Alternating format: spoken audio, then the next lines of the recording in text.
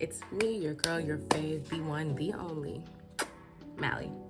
So today's video, I really just want to talk about grad school process, my grad school application, and just how all of that went for me and what I would recommend for you guys. For those who are applying to grad school, or if you're thinking about going to grad school, just let you know what's going on in that world. So let's just get right into it. So first things first, I just wanted to start off with the whole grad school process. It's a really lengthy process. I'm not gonna lie. The process took me about maybe 3 months. I'll just say everything you know about undergrad, take that and throw it out your window. Applying for your master's program, doctorate program, whatever program you're applying to, once you go to higher education, it does get a little bit different.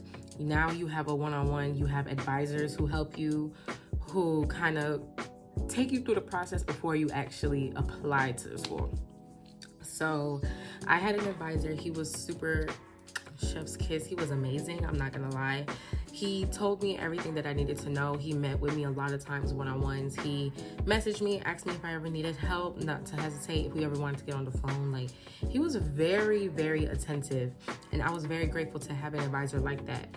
How much it costs? So certain programs do have, like, you have to pay an application fee. There is a non-refundable deposit depending on which program you're going to. So for me, it didn't cost. For my program that I went to, I am going to school for occupational therapy, and I did get into my school of choice. I'm so excited. I start in the fall, so I'm just super excited for that. I'm not gonna lie.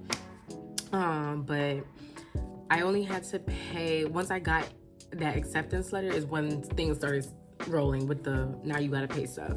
So I just had to pay a tuition deposit, and that's all I have to pay for right now. I don't know, the process really hasn't started for me yet, but that's what I had to pay now, was just a tuition deposit. So my biggest thing that I really want to highlight in this video is I want to say personal essays are very important. If there is a section where, or if for any program that you're going into and they are asking for a personal statement, a personal essay, anywhere that you need to write, you really should, because that's the only point in time in this application where the academic team, or like the advising team, will even hear your voice. So yes, they're going to be looking at your grades. Yes, they're going to be looking at your GPA. Yes, they're going to be looking at all the stuff that you've done in your resume and things like that up until this point. But that's just stuff on paper. I think your personal statement and your personal essay is the most important part of your grad process, because that's your only chance to really shine and to really show people who you are, and to showcase your talents, showcase your passion, and to really just hit that nail in the coffin for why you even want to be here, why you're even applying to this program. So if there's a point where you can write 10-9, if there's a point where you can write, okay? I wrote in my personal essay was so, me personally, I thought it was good. I thought it was amazing. Chef, anything that I'm not gonna lie, anything that I put out, I make sure it is my best. I'm putting the baddest on the flow. You feel me? Like, I'm going to pour my heart, my soul, and my passion into whatever I'm writing, into anything that I'm doing. So I wanted people, when they read my essay, they heard me. Like, I wanted them to know, like, dang, like, I gotta meet this girl. I need to meet who wrote this. I write with that intent where it's like, this is good. Like, what's her name again? Let's keep her on the roster. I don't know. I just really like to showcase my voice and my passion through my writing. And I really think that is what solidified my spot into this program. We need to get serious. Grad schools, a lot, especially if you're going to the medical field, their cohort sizes are very small. So like for me, I think they didn't, for the lab, I did ask certain people, like people in the program now, like how many people do they accept for these things? And it's not much, girl.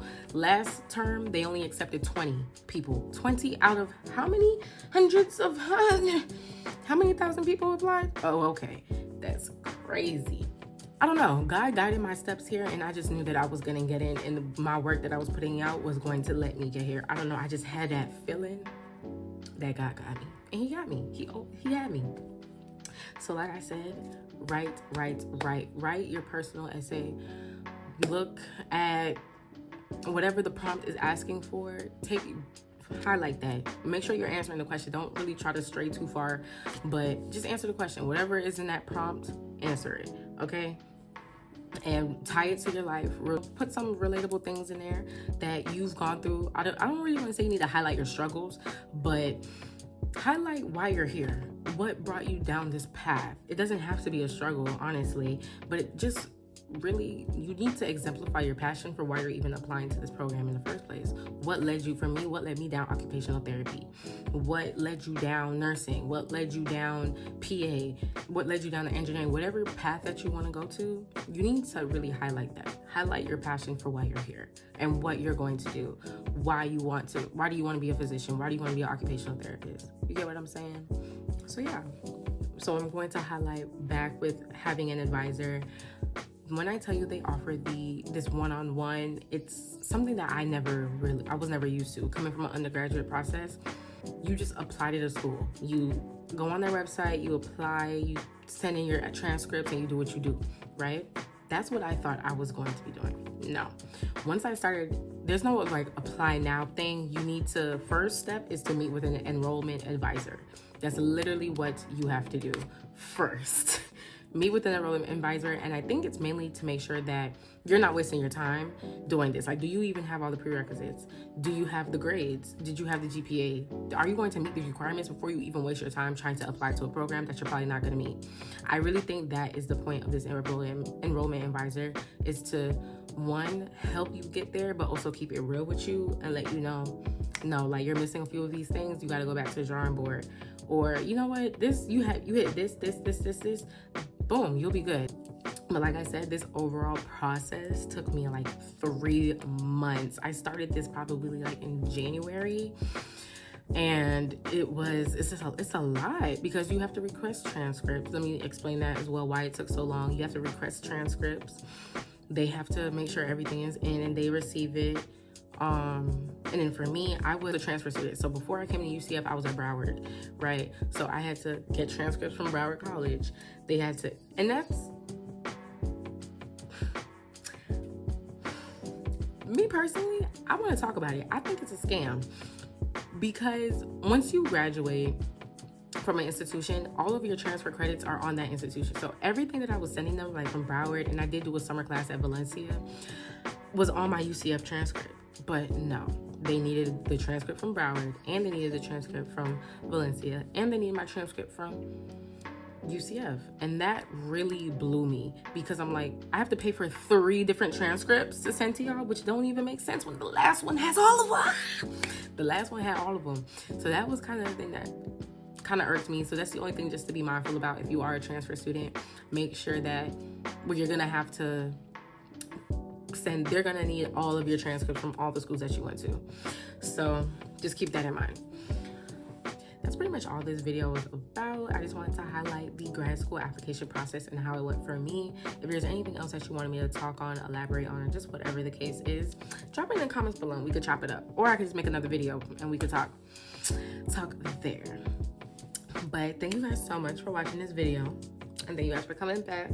Welcome back to my family. If you are new, make sure you are subscribing to my channel. We're trying to grow this fan base here and also just be more consistent. So let me know what you guys want to see from me, and then we'll go from there. But thank you guys so much for tuning in, and I will see you guys in my next video.